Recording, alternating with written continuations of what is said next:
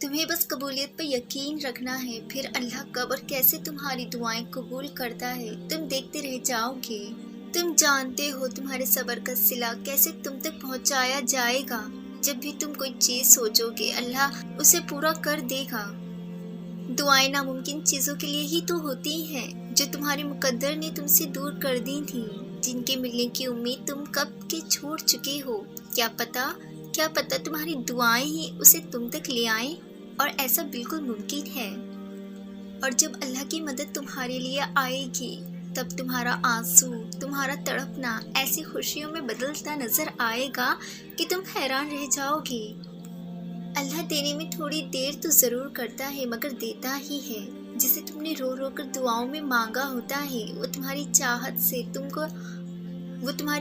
تم سے دور ضرور کرتا ہے مگر تمہاری آزمائش کے بعد ایسی منزل پر پہنچا دیتا ہے جہاں تم جانا چاہتے تھے۔ بس اللہ پر یقین رکھو، وہ تمہاری دعائیں بھی سنے گا اور تمہاری مدد بھی کرے گا۔